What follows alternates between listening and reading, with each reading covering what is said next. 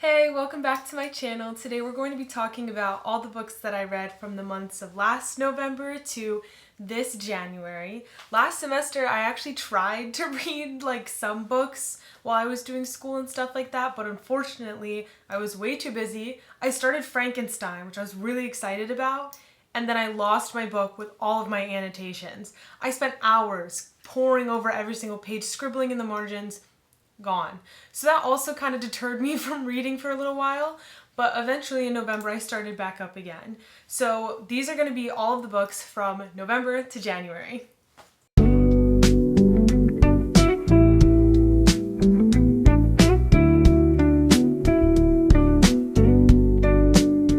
The first book I read was actually in the start of November, and it was The Defender by Ana Huang. I do have my notes in front of me just because it's been a while, but I did give this book 3 stars. As you guys know, I actually do really enjoy a lot of her writing and a lot of her books, but recently the ones I've read have fallen just a little short of what I consider to be a good, hearty romance novel. The basis of this plot involves a football player or soccer player, depending where in the world you're from, and the coach's daughter, who actually works at the football team. For me, this book just fell a little bit short of the mark. It was good. I gave it 3 stars. It just was nothing special. I knew exactly where this book was going. Every plot point was already in my mind before I read it on the page just because of how the book is written. It was truly nothing special. I don't really recommend it. It's actually the second in the series that she has about the football players. It was okay. I did end up reading the first book after I read this one because I really liked it. You don't need to read these in order.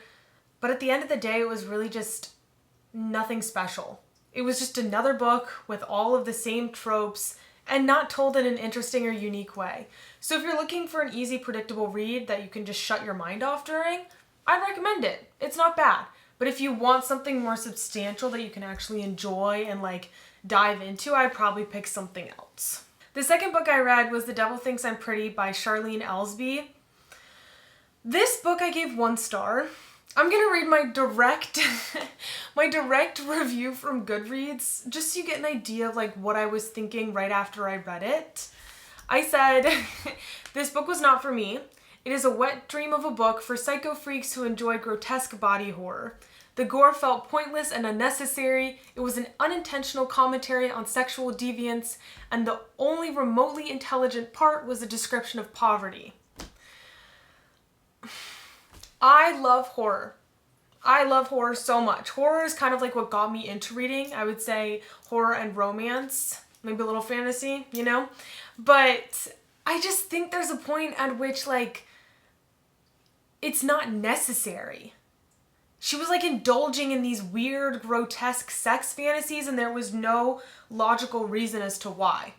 I understand a descriptive sexual scene in a horror novel to describe body horror, to talk about gore, to really get into the nitty-gritty of it all. But when you're just doing it to just indulge in it, personally it's just not for me. Also, as someone who studies sociology and criminology, this should in theory be right up my alley. I'm really passionate about why women as psychopaths and serial killers and sociopaths are really under-researched. I think it's really an important area to talk about and discuss.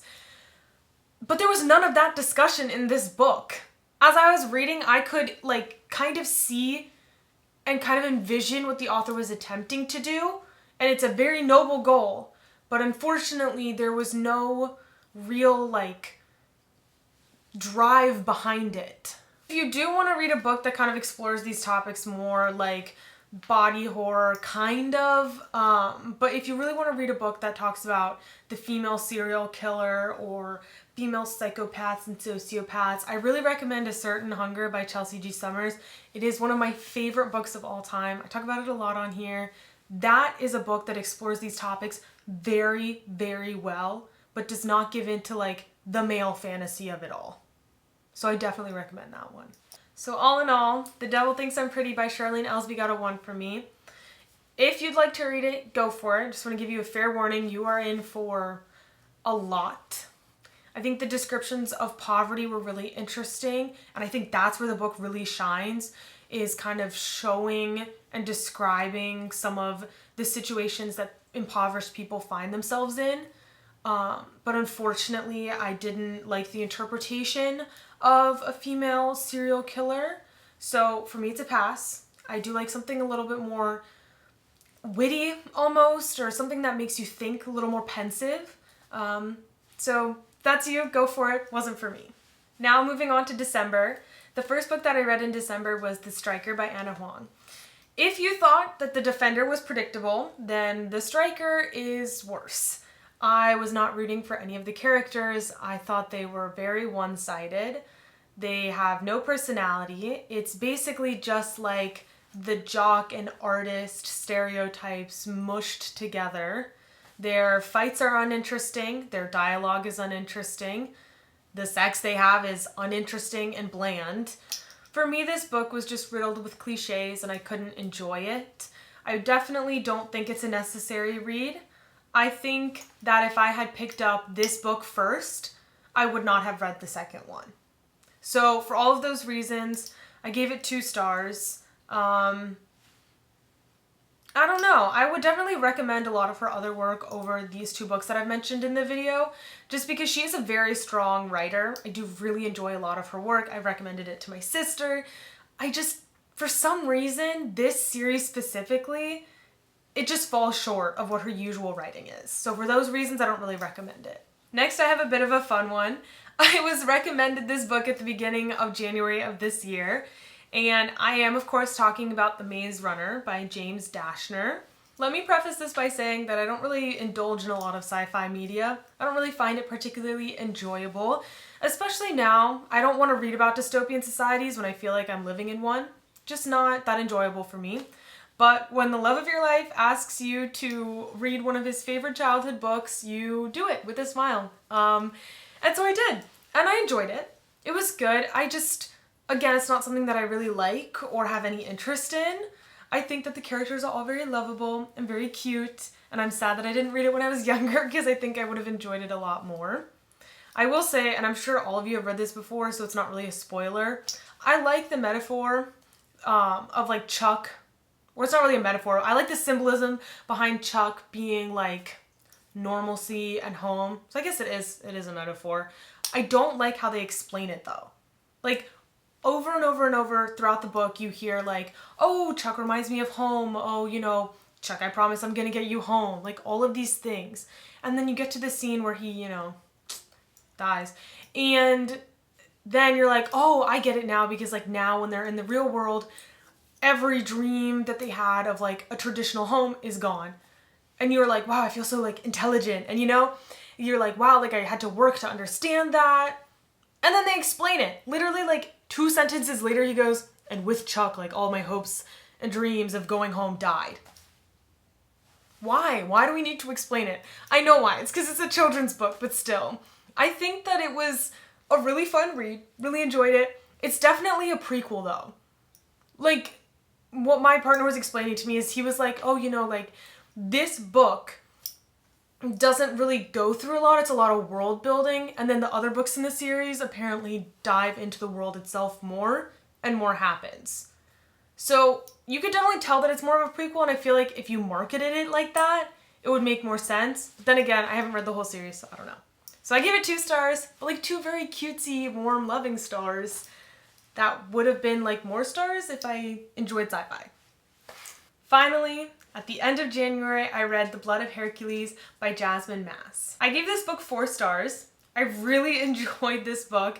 It is a very interesting retelling of Greek mythology. It is quite unlike any retelling I have read recently, and I really enjoyed it for that reason. I think in the beginning of the book, the world building is very, very dense, and I think personally for me, I struggled to understand it a little bit.